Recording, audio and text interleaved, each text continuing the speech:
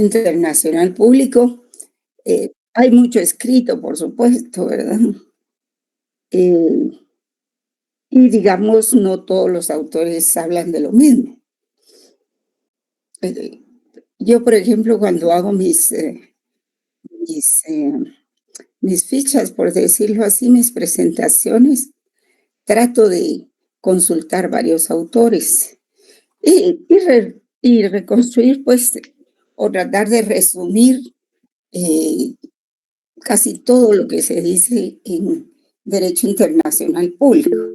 Pero ustedes van a encontrar muchas, pero muchas versiones acerca de esta materia.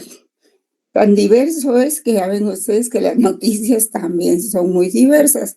Hoy dicen que Rusia atacó a Ucrania y que mató no sé cuántos, y después dicen que no fue así, sino que fue Ucrania la que atacó bases militares de Rusia. En fin, hay mucha desinformación también al respecto. Pero la labor de nosotros los profesores de Derecho Internacional, pues es centrar un poco al alumno en lo básico de Derecho Internacional. Por ejemplo, en lo que son los tratados, en lo que es la comunidad internacional, en lo que es el derecho internacional, los sujetos del derecho, en fin, la responsabilidad de los estados y, y cómo se resuelven los problemas entre estados, hasta pues lograr finalizar el curso, pues con todo ese abanico que ustedes ven en la penúltima y la última, tercera y cuarta, me parece que es unidades de instituciones que existen en el mundo. Porque, digamos, el año pasado se hablaba de la OEA, ¿verdad? Que es la institución que está vigente actualmente. Ellos, los de OEA, vinieron a Guatemala a observar las elecciones, a observar la toma de posesión y, y a observar otros aspectos fundamentales que eventualmente pueden ser atacados por los actores antidemocráticos. Entonces, el director el coordinador de OEA, pues se presentó para dar un aval a todos esos eventos en Guatemala. Es decir, estamos con ustedes, creemos en la democracia y aquí no va a haber ningún problema que perturbe la voluntad de los guatemaltecos. Y por eso es que ellos se presentaron a Guatemala, ¿verdad? Para fortalecer ese aspecto. Así entonces, me contó el licenciado Kimberseón de que ya están ustedes trabajando sobre sus trabajos, por decirlo así, la selección de sus temas, la nómina del grupo, en fin, pues espero que eso se vaya realizando pronto, ¿verdad? Por el momento, en esta clase, para iniciar, vamos a trabajar sobre lo que es el derecho internacional, la comunidad internacional y esos aspectos introductorios que son tan importantes en nuestra clase. Así es de que les voy a exponer aquí unas filminas y quiero por favor que me digan si las ven.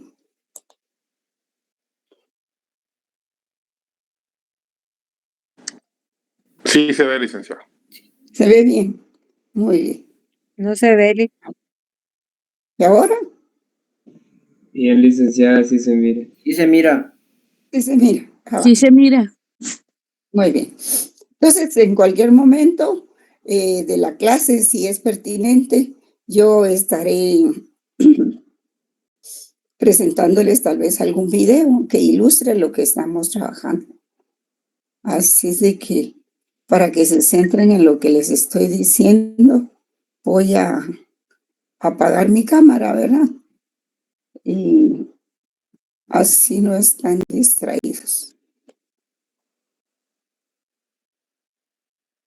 Cualquier duda me preguntan, por favor, que va a ser un gusto responderles. Bien, entonces... Licenciada, disculpe. ¿sí? ¿Usted podría agrandar la presentación? Ahí en la esquina, hasta abajo, hay una como copita. Si usted la apacha ahí, la pantalla se pone por completo. Aquí abajo. En la esquina derecha, hasta abajo, Ajá. donde está, ahí hay una como copita pequeñita. Sí, que no está aquí en mi pantalla. En la presentación de PowerPoint. Pero voy a hacer otra cosa. Sí, vamos a ver. Tal vez ahí en la presentación.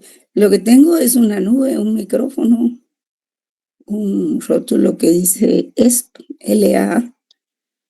Me imagino que usted tiene dos pantallas, pero si se va a la pantalla de PowerPoint, donde está la presentación. Sí. Vamos a ver ahorita. Tal vez es arriba. Abajo, ahí, pero hasta abajo. Sí.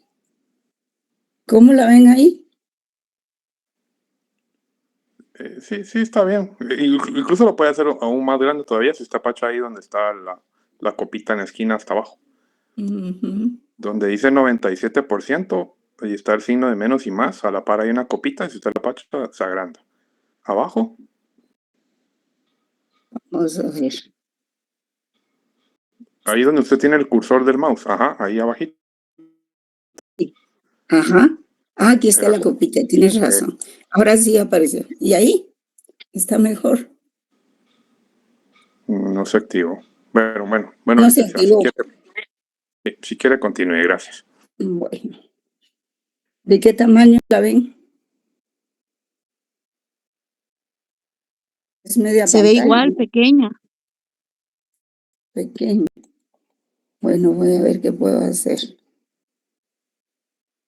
Es que ahora no encuentro cómo regresar, porque como yo tengo la pantalla grande.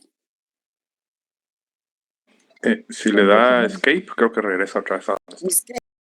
Es que, sí, para encontrar el teclado, sí.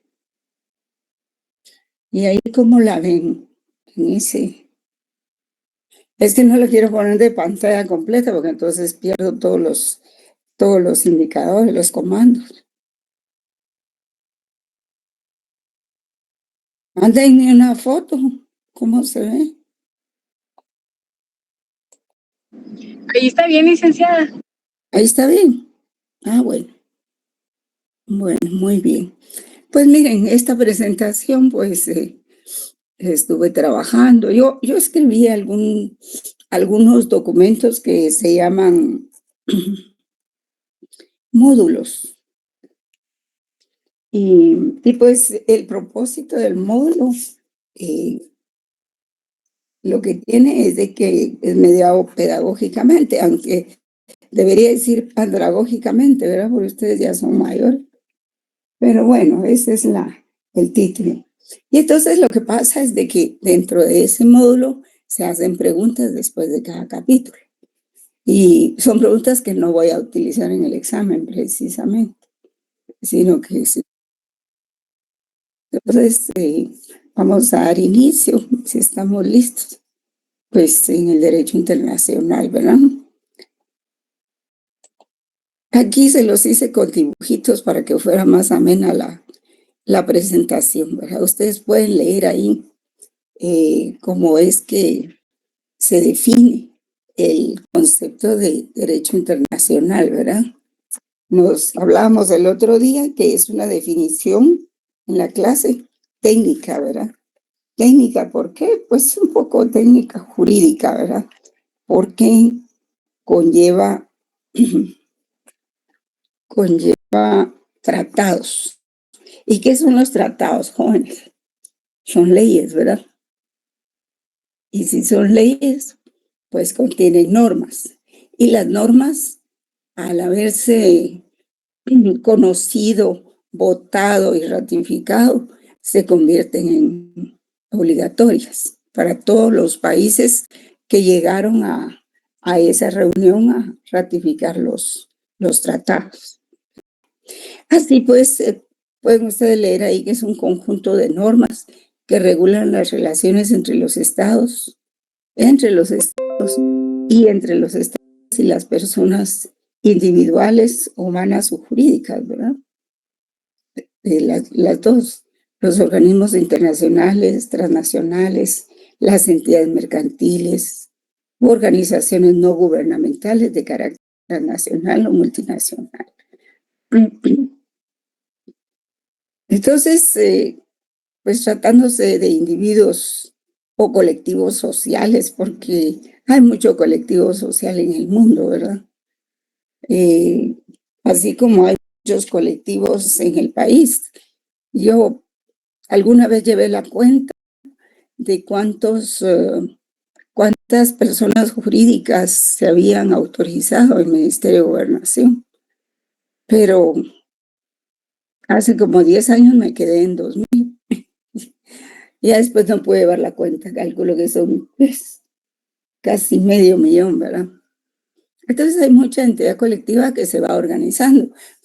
Fundamentalmente son iglesias, pero pueden haber corporaciones de otro tipo también, ¿verdad? La cuestión es que eso se va expandiendo poco a poco. Entonces,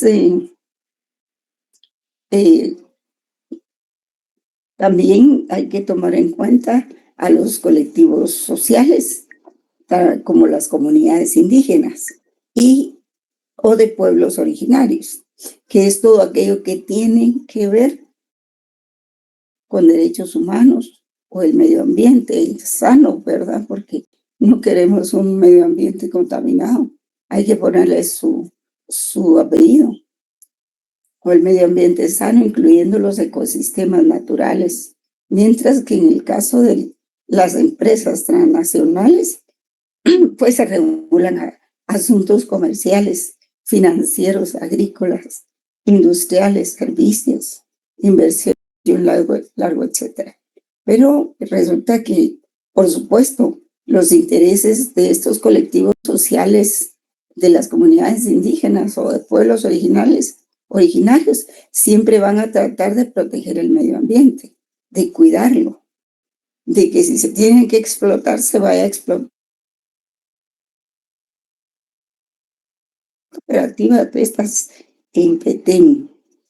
Una se llama Carmelita y la otra no me acuerdo. Creo que ahora hay 3. Entonces ellos hacen un uso racional y sostenible del bosque y van cortando los árboles que son muy añosos, ¿verdad? Pero como ahí hay maderas finas, ¿verdad? Como la caoba, el cedro y todo eso, pues si no se quiere perder todo ese bosque, hay que ir por turnos, ¿verdad? Y largos turnos. En cambio, el propósito de las empresas transnacionales, pues, son raras las que se dedican a la protección del medio ambiente, aunque sí existe. Y sí existe. Por ejemplo, ¿cómo se llama esta entidad que protege las ballenas y todo eso? Y está tras los derrames de petróleo. ¿Ustedes se recuerdan? Greenpeace. Exacto, Greenpeace. Sí, esta es una transnacional prácticamente, ¿verdad? Cubre todos los ecosistemas, todo el mundo, y está patrullando constantemente en donde se producen desastres naturales. Pero no es el caso de todas, ¿verdad? Por ejemplo, empresas transnacionales, pues, que regulan asuntos comerciales, que lo que quieren, por ejemplo, algunas empresas chinas, japonesas, que no sé por qué a estas personas les gusta tanto el pescado y les gusta cazar ballenas, ¿verdad? Y usando las redes esas de arrastre, pues producen graves daños a la fauna marina, ¿verdad? Pero grandes daños porque arrastran no solo los peces que quieren vender, sino que todo lo que va con ellos, ¿verdad? Todo. ¿Cómo se llaman? Los animalitos estos que tienen tentáculos, los pobres pulpos, los erizos de mar, ahí se va todo eso, ¿verdad? Entonces causan estragos verdaderamente. Y por eso es de que, por ejemplo, entidades como Greenpeace tienen que estar controladas.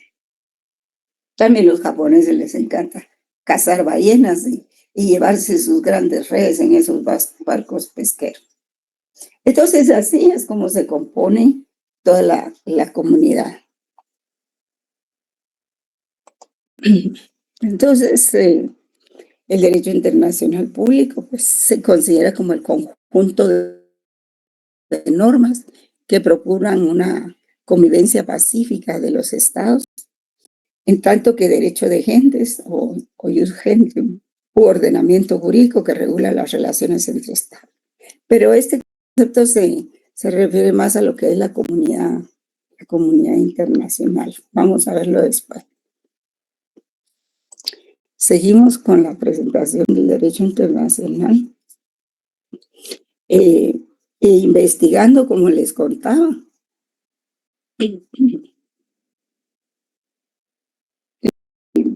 encontré en el libro del doctor Carlos Larios Ochanda, que es recomendable para que ustedes lo utilicen en su clase. También el derecho internacional del doctor Luis Alberto Padilla. También está bueno, hay varios libros, ¿verdad? Pero en este caso, dice el doctor Carlos Larios, señala que en paz descanse, ¿verdad? Fue profesor de Derecho Internacional muchos años y elaboró un gran libro sobre Derecho Internacional Público y Derecho Internacional Privado, por si no lo saben. Ampliamente desarrollado está el Derecho Internacional Privado también en el libro del doctor Carlos Larios. Y entonces él dice que el derecho internacional es el conjunto de normas o principios que rigen las relaciones con otros estados. Y señala que se trata de normas, obviamente, porque se refiere a los tratados y convenios internacionales de todo tipo. Era lo que yo les decía, ¿verdad? Por ejemplo, pactos, convenciones, cartas,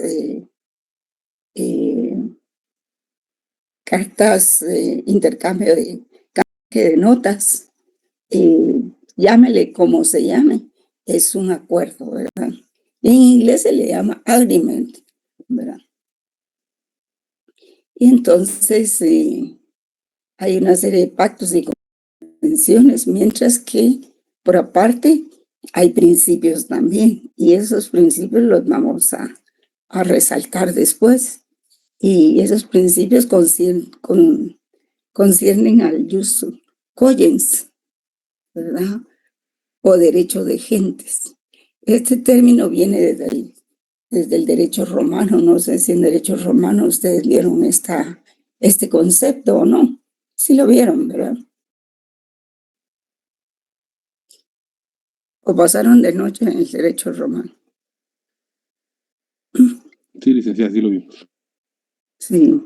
Entonces, los principios como corresponden al derecho natural, yo siempre les recuerdo a mis alumnos lo que es la filosofía del derecho y algunos términos que se relacionan con este otro curso, ¿verdad? Pues los principios provienen del derecho natural, que conciernen al jus cogens y a todos aquellos principios derivados tanto de la costumbre como de la jurisprudencia internacional. Sí, porque la jurisprudencia internacional también es una fuente inagotable para el derecho internacional. ¿En dónde encontramos esa jurisprudencia? Pues no solo está en los órganos jurisdiccionales, sino que también está en algunas otras cortes, como la Corte Internacional de Justicia, ¿verdad? La misma Corte Penal Internacional. En fin, y la Corte Centroamericana de Justicia, y así vamos encontrando una serie de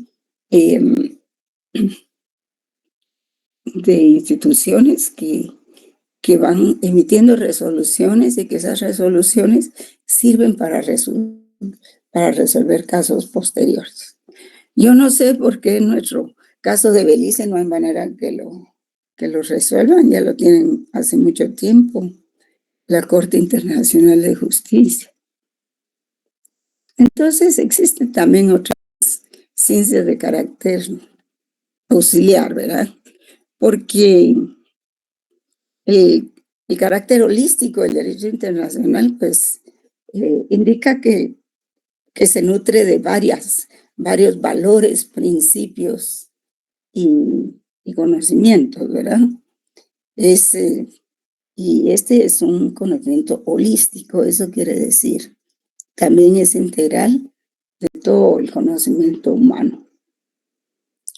Pues sí, ¿verdad? Porque la epistemología o teoría del conocimiento implica la necesidad de articular los distintos saberes científicos para comprender cualquier objeto del conocimiento. Y no puede prescindir de la economía, de la política, de la sociología. Y ahí me quedé corta, porque también utiliza la filosofía. En fin, utiliza una serie de ramas del conocimiento. O sea, lo que se llama epistemología o teoría del conocimiento. Y entonces los pueblos, las otras ciencias se extraen de lo que aportan los pueblos indígenas. Por ejemplo, que tienen derecho a las tierras, a territorios, a recursos que tradicionalmente han poseído u ocupado o utilizado y adquirido. Y la obligación de los estados de asegurar el reconocimiento y protección de esas tierras, de esos territorios y de esos recursos. Y dicho reconocimiento forma parte del Jus Cogens, ¿verdad?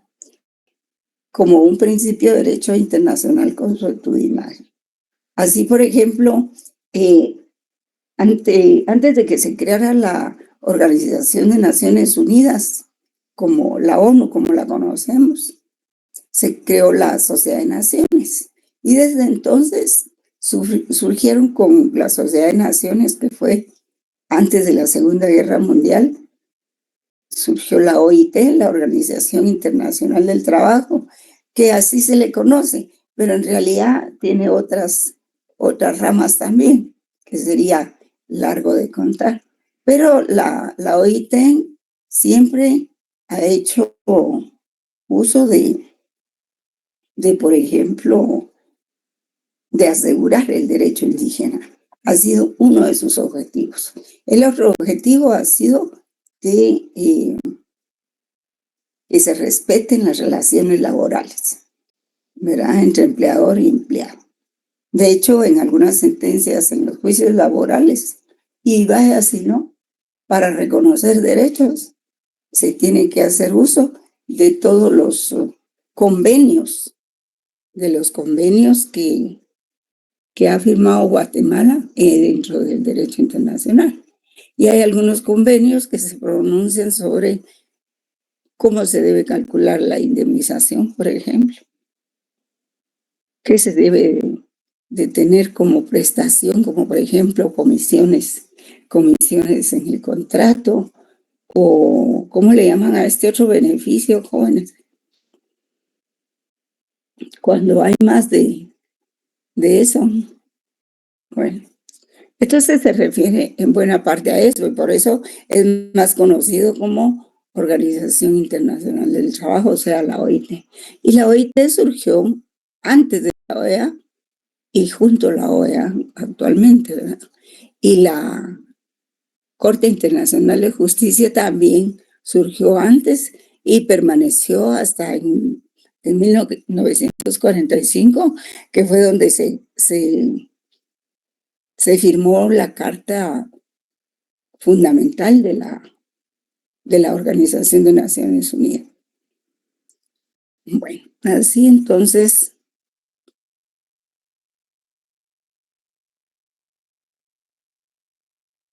vamos a hablar ahora de la comunidad internacional. Esta se relaciona con el derecho de gentes, así lo habíamos dicho. Jus Gentium o costumbre internacional, que son todas aquellas relaciones internacionales practicadas por numerosos pueblos a lo largo de la historia. Y luego la comunidad, se ha formado principalmente por los estados. pero el surgimiento de las organizaciones internacionales y de las intergubernamentales ha contribuido grandemente a la integración de la comunidad de esta. ¿Cuántas organizaciones conocen ustedes? A ver, menciónenme una cada uno. Así rapidito. Organización Internacional de Trabajo.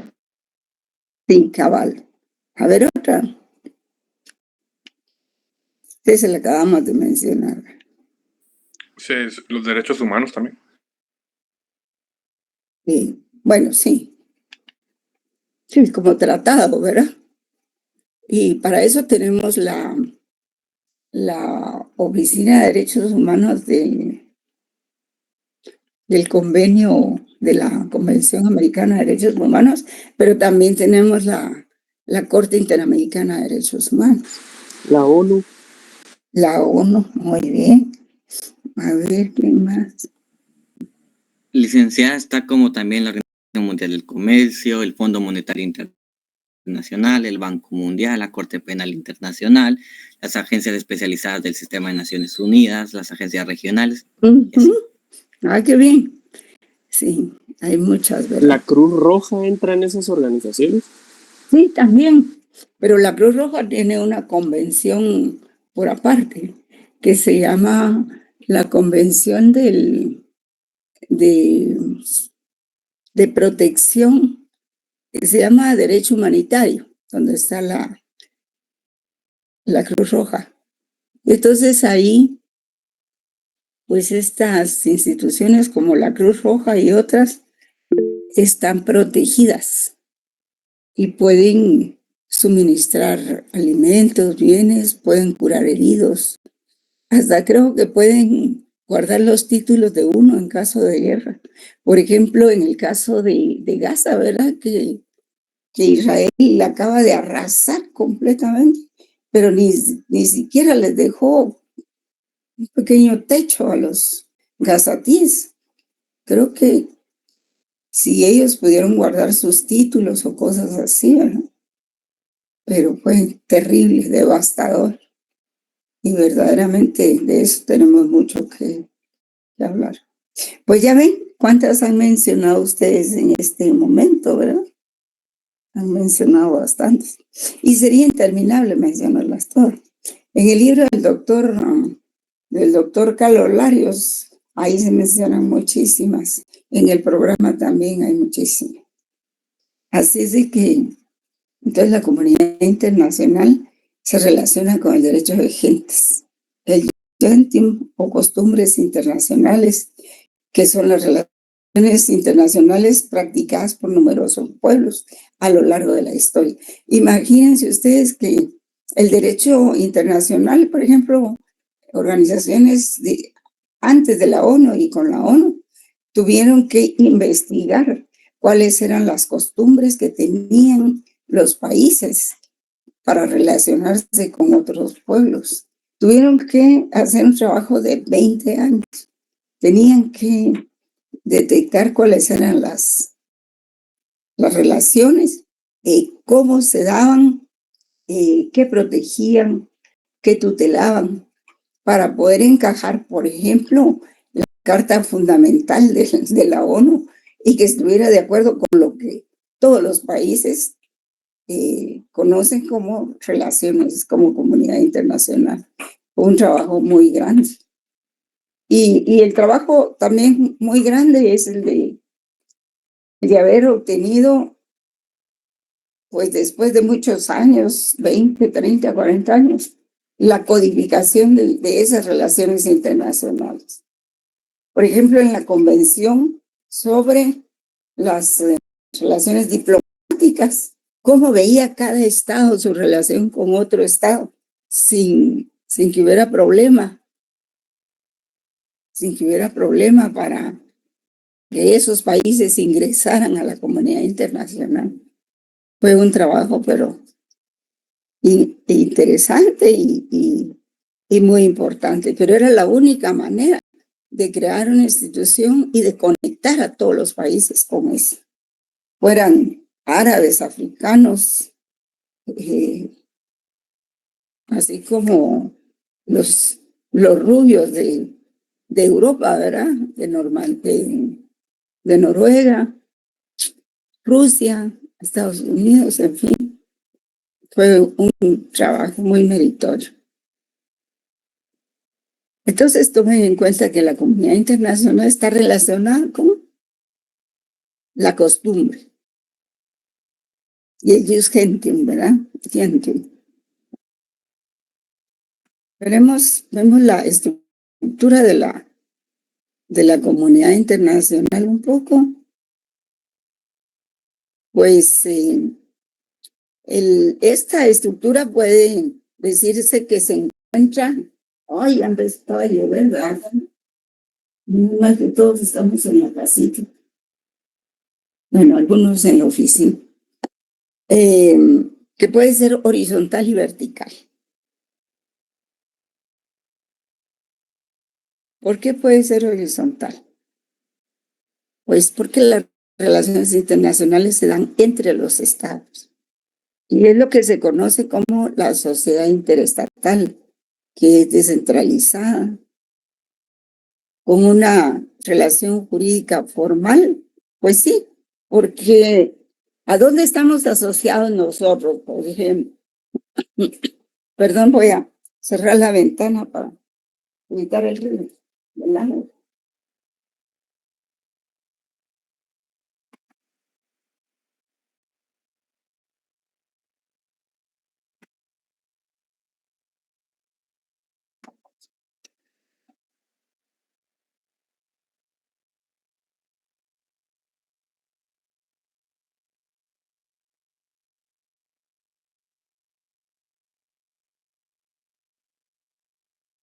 Nosotros estamos anclados a otras organizaciones internacionales superiores a nosotros, ¿verdad? Tal vez no superiores, sino que porque se respeta la soberanía de cada país. Pero estamos asociados a la ONU, a la OEA, regionalmente a la OEA, universalmente a la ONU, ¿verdad? También esas instituciones tienen sus ámbitos de acción. Subregionalmente al SICA, ¿verdad? Que es el Sistema de Integración Económica Centroamericana. Entonces, va clasificándose. También en América del Sur, pues hay otros tratados regionales y subregionales, ¿verdad? Como esta institución de la Organización de los Andes. En fin, vamos a ir descubriendo poco a poco todo eso. Entonces, por eso se dice que es horizontal, porque las relaciones internacionales se dan entre estados, lo que se conoce como una sociedad interestatal, descentralizada, con una relación jurídica formal, fundamentada en principios de igualdad soberana y de no intervención. Pónganle mucha atención a eso, jóvenes. Estos son principios. Y ahí es donde estamos hablando de los primeros principios, de igualdad soberana y de no intervención, así como de cumplimiento de los convenios internacionales también. Lo que pasa es que todos los países tenemos nuestra soberanía. Y entonces lo que hay que hacer es, pues, compartir convivir dentro de todas las soberanías que hay, porque ninguna soberanía se puede imponer a la otra, ¿verdad? Y tampoco ningún país puede renunciar formalmente, por ejemplo, a su soberanía. Y verán que esto que les estoy diciendo que es horizontal y vertical, ustedes no lo van a encontrar en ningún libro. Es vertical porque se forma mediante la cooperación de estados y la existencia de organizaciones internacionales, intergubernamentales creadas por los estados con base en principios de cooperación pacífica con las organizaciones de que se trate, con la organización de que se trate, de acuerdo con las costumbres y los tratados internacionales. Por ejemplo, esos grandes convenios de organización de pueblos originarios, ¿verdad? Pero también hay otros que son mucho más potentes, como por ejemplo la OPEP, ese tipo de organizaciones que son tan fuertes y definen la vida del mundo prácticamente.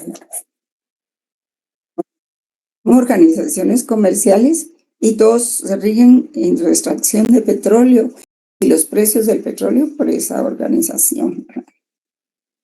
Y por eso se dice que es vertical, ¿verdad? Porque se forma mediante la cooperación de los estados y la existencia de organizaciones internacionales e intergubernamentales.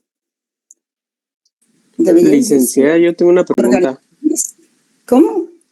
Entonces, cuando usted se refiere a horizontal, es a nivel regional, o sea, a nivel de Centroamérica, podría decirse, ¿no? No. Es, por ejemplo, la asociación que hay en la ONU, que todos los países estamos conectados, ¿verdad? Todos los países están conectados a un sistema que es la ONU, ¿verdad? Ahora, ya cuando se trata de organizaciones intergubernamentales, por ejemplo, ¿cómo se llama la organización que protege a los niños? UNICEF. UNICEF, por ejemplo, que son organizaciones internacionales, pero también son intergubernamentales. Entonces, son organizaciones que crean los estados. Por ejemplo, la Organización de la Salud, la OMS, la OPS. La OMS, por ejemplo, es Organización Mundial de la Salud. La OPS es Organización Panamericana de la Salud.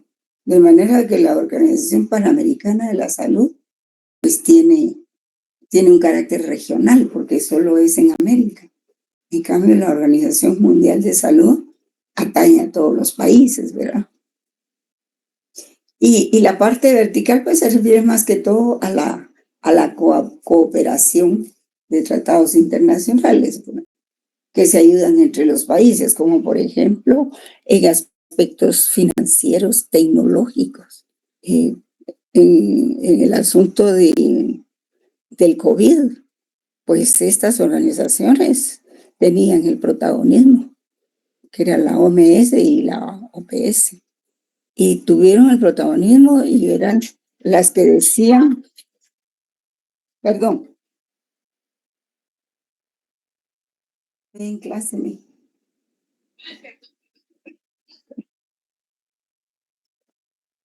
Entonces, digamos que ellos llevaban el protagonismo de guiar a todos los individuos, ¿verdad?, sobre los avances del COVID, de qué tipo de COVID se trataba, cuál era el que estaba clasificando, con qué se iba a atacar, con qué vacunas, cuáles eran las mejores vacunas que al final nadie sabía, pero pues son organizaciones muy importantes en momentos de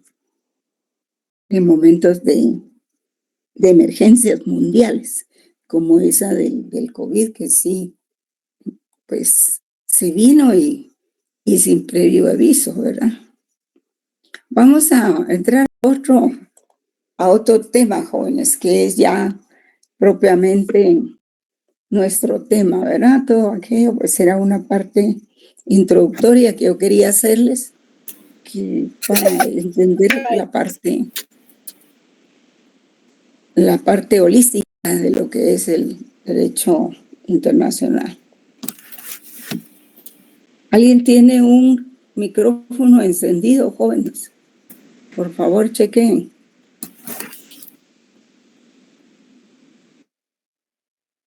Bien. Entonces, ahora vamos a abordar este tema. Y este tema está ahí en sus respectivos libros, ¿verdad?, que son los sujetos del derecho internacional. Y pues esto tiene sus escuelas, ¿verdad? Y esto sí lo tratan todos los autores. Que es por ejemplo, está la escuela clásica para definir quiénes son los sujetos del derecho internacional, que solamente incluye o solamente los estados, dice, son sujetos del derecho internacional público, lo que les atribuye derechos y obligaciones. Y eso lo tenemos muy claro, ¿verdad? La escuela positivista, que dice que el único sujeto del derecho internacional público es el individuo, porque el Estado es una ficción del derecho. Que aquí hay un error de escritura que fue por el tiempo que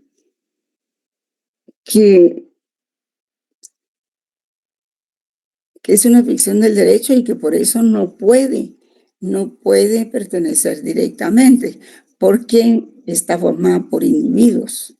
Y esos individuos actúan por medio de agrupaciones, ¿verdad? Entonces, el Estado per se no puede actuar directamente, sino que por medio de agrupaciones de individuos que forman grupos que participan en convenios y en el derecho internacional. Entonces le resta credibilidad al derecho en ese sentido. Y la escuela contemporánea o ecléctica, que esta es la que todos asumimos, ¿verdad? Que el Estado es el sujeto más importante del derecho internacional público, pero también los organismos internacionales intergubernamentales y en casos bien determinados. Sucede pues de que son los estados. Lo que pasa es que los estados, por ejemplo, en el estado de Guatemala tenemos el presidente de la República y el ministro de Relaciones Exteriores. Ambos constituyen los sujetos centralizados del derecho internacional. Porque los sujetos descentralizados son los embajadores y los cónsules, porque están fuera, están en varios países y desde ahí ellos se comunican con los órganos centralizados, que es el presidente de la República, el Ejecutivo y su ministro, ¿verdad? Entonces esta última es la que asociamos más. Hablemos un poquito de la soberanía, ¿verdad? Pues la soberanía es un elemento valioso con que el Estado nación, porque aquí se refiere a ese sentimiento de pertenencia a un Estado. Y esto tiene mucho que ver con la nacionalidad. ¿Ustedes se recuerdan cuál es el concepto de la nacionalidad?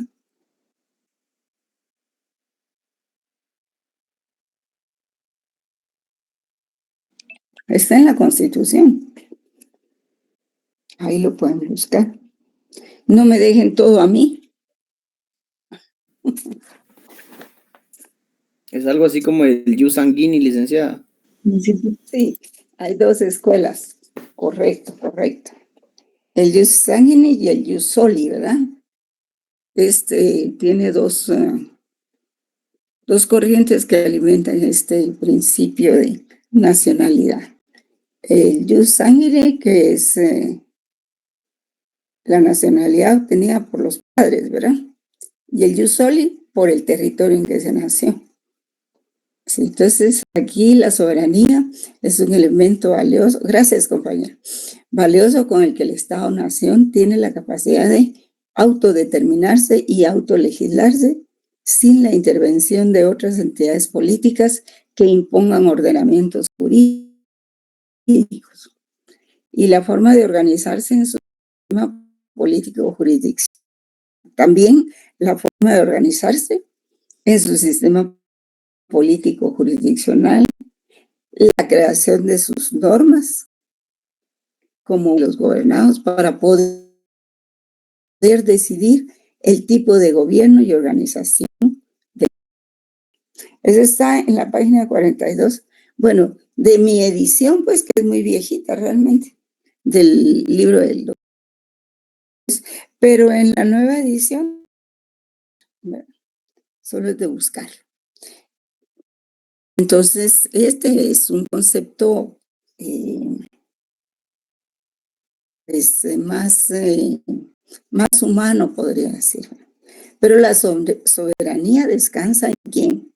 ¿En quién descansa la soberanía? En el Porque pueblo. aparte, en el pueblo. en el pueblo, pero la delega en los órganos, ¿verdad? En el órgano legislativo, ejecutivo y judicial. Y por eso es que es muy importante, jóvenes, que haya una verdadera separación de poderes, porque si no, no avanzamos. Si no, el Congreso le dice al judicial qué tiene que hacer, ¿verdad? Y tenemos todo este desastre que ha pasado desde que eligieron a este gobierno, que no lo dejan actuar. ¿Por qué? Porque hay denuncia, y si hay denuncia, se los llevan presos. Entonces, el Ejecutivo en esas condiciones no puede avanzar, solo en algunas cuestiones, porque todo es delito, ¿ah? Ya los jueces volvieron delito todas las actuaciones que así dice el Congreso y ellos mismos, o el Ministerio Público, ¿verdad? Todo es delito. Entonces estamos como con un candado en la libertad de expresión. Ya hasta las clases es un problema. La libertad de cátedra, pues, se ha visto afectada por esa forma de impuesta de gobierno. Bueno, y no es del Ejecutivo precisamente. Por eso es que es importante la separación de poderes.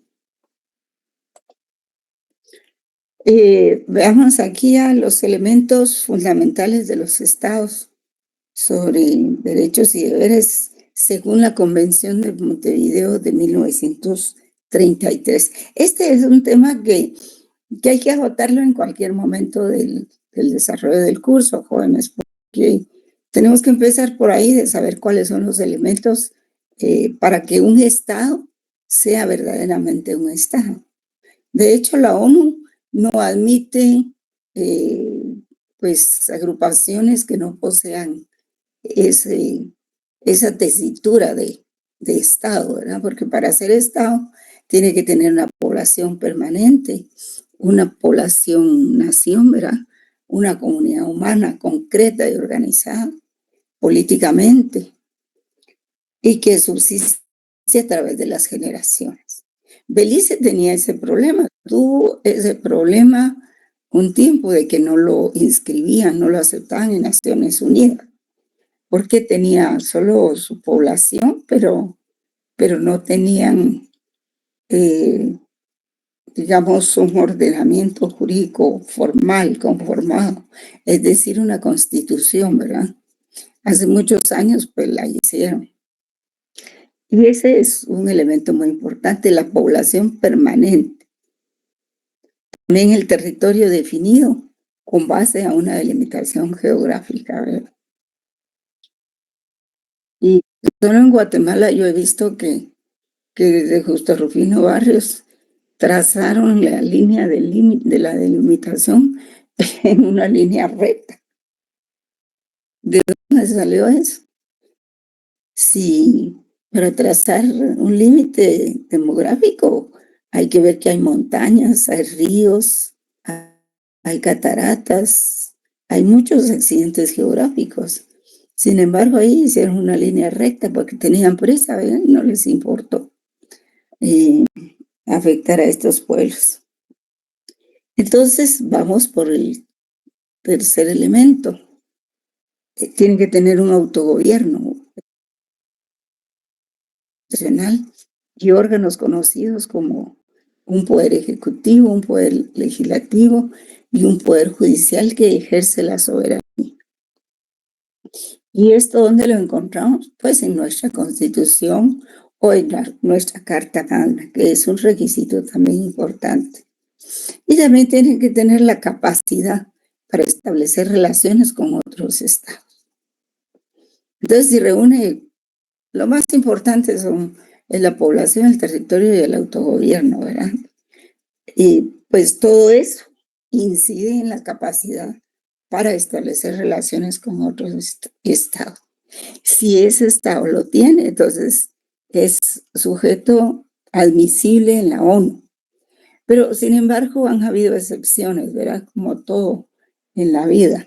Hay pequeños estados que se han ido creando últimamente y que pues han sido admitidos en la ONU, pero con un carácter de emergencia o temporalidad o qué sé yo, ¿verdad? Como que ofrecen organizarse después. Entonces, esto es muy importante también. Esta ¿qué es política exterior? Aquí estamos ya en nuestros aspectos sustantivos, Juanes. ¿Qué es política exterior? Pues es un conjunto de decisiones y medidas de carácter político que dictan los estados para relacionarse con los demás estados y organizaciones internacionales. Esto lo tienen que tener muy claro, jóvenes. No confundir esto con la política, la diplomacia, ¿verdad? Porque a veces se confunde la política exterior con lo que es la diplomacia. Y si bien la diplomacia es el canal para llevar a cabo el vehículo para llevar a cabo la política exterior en sí tiene una definición propia, ¿verdad? Y es el conjunto de decisiones y medidas de carácter político que dictan los estados para relacionarse con los demás estados y organizaciones internacionales. Y les sugiero, valdría la pena que uno o dos grupos pudieran hablar de la política internacional, de la política exterior de Guatemala. Valdría la pena que trabajaran ese tema, porque pues ha cambiado. Con lo que habíamos estado permanentemente era con la política exterior del PP, ¿verdad? Del partido, ¿qué? ¿Cómo se llama ese partido? ¿Qué? Y solo aparecía eso, incluso en el gobierno de Jimmy Morales, de Yamatei y todo. Imagino que ahora sí hay un cambio cualitativo con relación a eso. Y habrá una directriz muy precisa, ¿verdad? Así es de que se lo sugiero como tema de trabajo. ¿Cuáles son los órganos de representación del Estado? Esto es muy importante también porque tiene mucho que ver con el tema de los sujetos del Estado. El Estado plantea sus objetivos de política exterior, los cuales son llevados a cabo por medio de una serie de instrumentos diplomáticos que den certeza de cada uno de los actos que realice el Estado, pero que realice al exterior con otras naciones, con otras instituciones, con transnacionales, con organizaciones nacionales como las ONGs que le llaman, ¿verdad? Instrumentos diplomáticos y jurídicos, dependiendo del interés de las condiciones políticas económicas e inclusive de la fuerza militar en algunos. Entonces, los órganos de representación, ¿cuáles serían? Acabamos de verlo.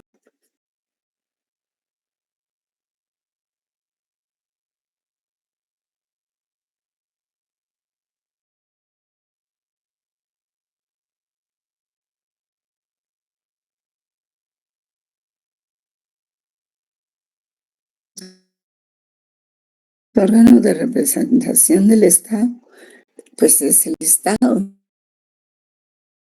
¿verdad? Los embajadores y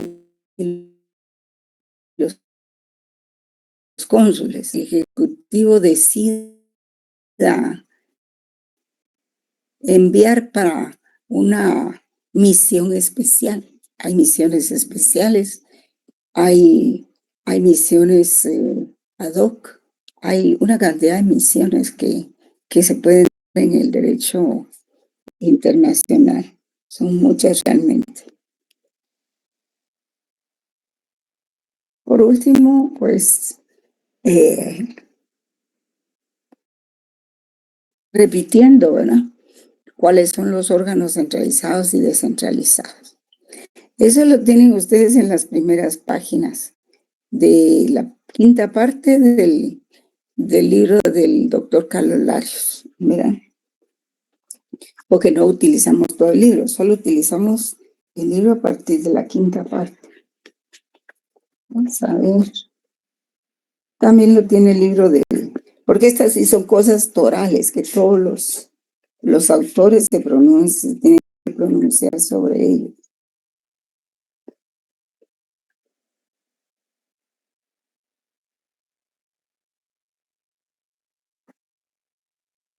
Nos quedó pendiente de definir un poco más lo que es el territorio también.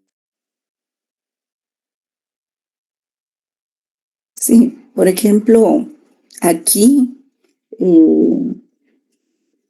el representante del Estado, ¿quién es? Pues es el Ejecutivo, el presidente de la República, ¿verdad? Pero hay otros países en donde se organizan de forma diferente. Y entonces son otros los representantes. Por ejemplo, en el caso de los Estados Unidos, ese gobierno es federal. Entonces tiene su gobierno federal, pero también tiene el gobierno estatal o local, ¿verdad? Y tienen constitución cada uno de los estados. Entonces a veces cuesta un poco que Estados Unidos firme algunos tratados sobre derechos humanos porque cada uno de ellos los tiene que someter al conocimiento de cada estado. Y habrá unos que estén de acuerdo, pero otros que se oponen, como por ejemplo Texas. ¿Verdad? El estado de Texas creo que nunca ha estado de acuerdo con firmar los tratados sobre derechos humanos. Cosa distinta que pasa con Nueva York, o como por ejemplo, quizá Los Ángeles, ellos sí estén de acuerdo. Pero estados como Texas, pues que tiene en sí el poder profundo, como decía el presidente Trump, el poder profundo que subyace en los norteamericanos y que es donde él dice su apoyo, ¿verdad? Y me imagino que son todos esos granjeros que tienen muchos años de tener las tierras, los primeros colonos que después fueron evolucionando en sus familias, en sus descendientes. Los indígenas que realmente no son indígenas, pero son los pueblos originarios, así es como se les conoce. Los descendientes de los Sioux. ¿Qué otro? Los apaches. ¿Qué otro pueblo hay ahí, jóvenes?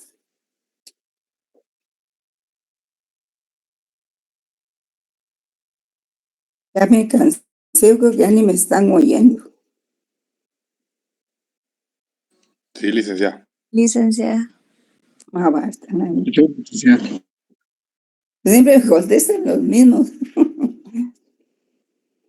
Entonces, pues todas esas tribus tienen su representación porque ellos han pervivido todo el tiempo, al igual que nuestros indígenas aquí, que han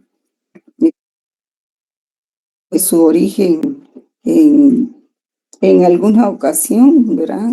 Con los mayas y todo, y que se han agrupado también. Entonces, todo eso es parte de lo que se asume como un derecho nacional.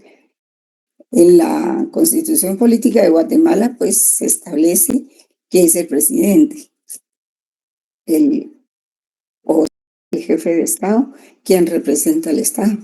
También el ministro de Relaciones Exteriores, y corresponden a los órganos centralizados. Pónganle atención a estos jóvenes.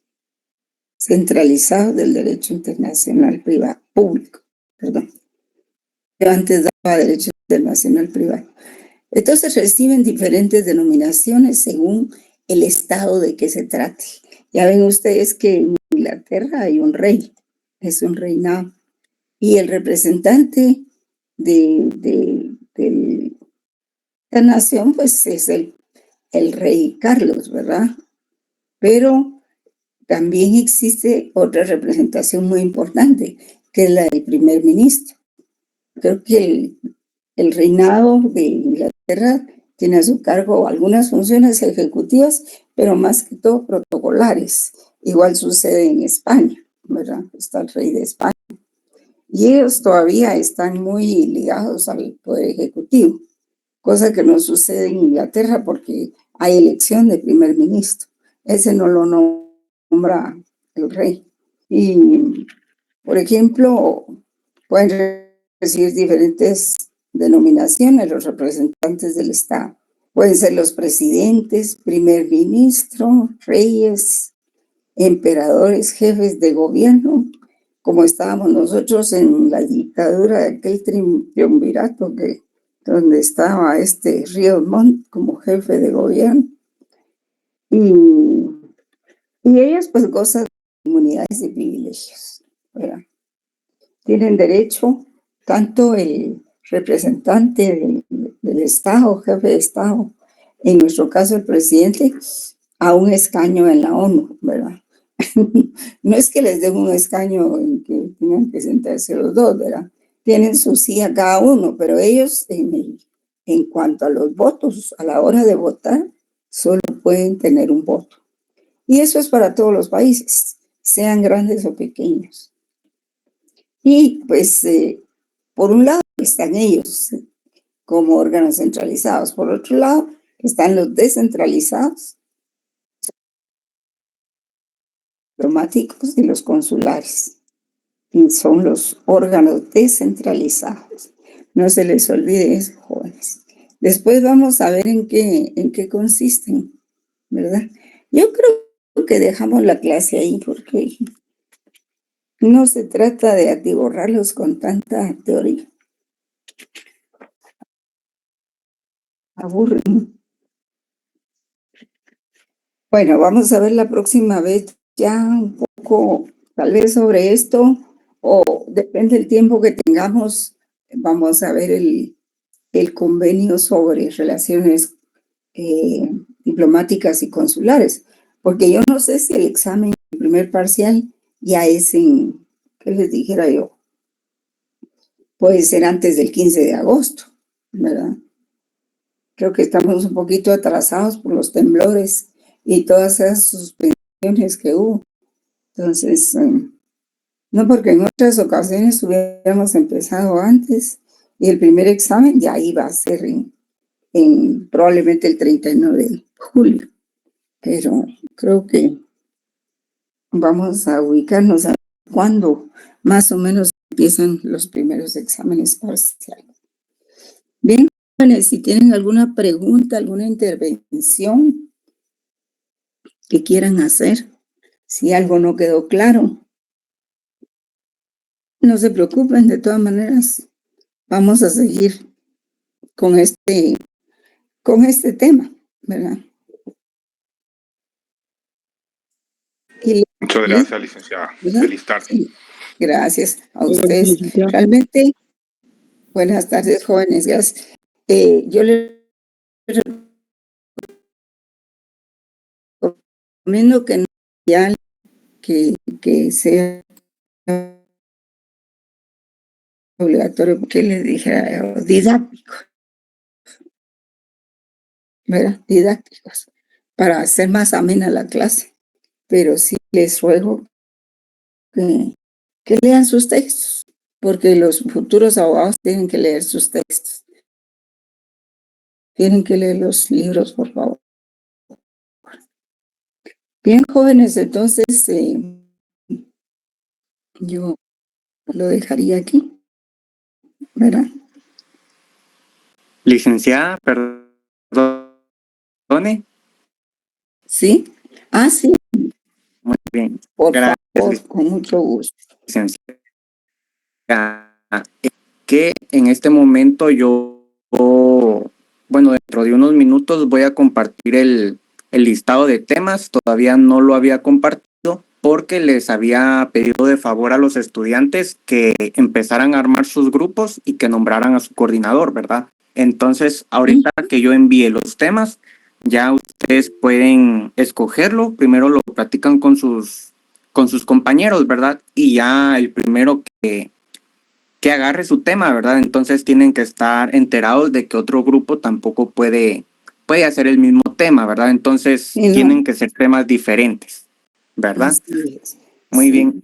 Entonces, estudiantes, yo me comunico con ustedes ahí en el chat y eso sería todo, licenciada. Gracias. Va, muy bien, estimado Lick. Así es de que, bueno, ustedes ya oyeron, ¿verdad? No se duerman en la ceniza, porque cuando ustedes sienten ya pasó el primer examen parcial y cuando sienten ya están en los finales. Y si no aprovecharon el tiempo, pues es una lástima, ¿verdad? Es una lástima que se pasó el tiempo. Y si es una lástima, pues lastima, y lastima los punteos, ¿verdad? Así es de que, pues hay una recomendación en ese sentido. Jóvenes, vamos. Gracias, licenciada. Feliz tarde. Gracias igualmente.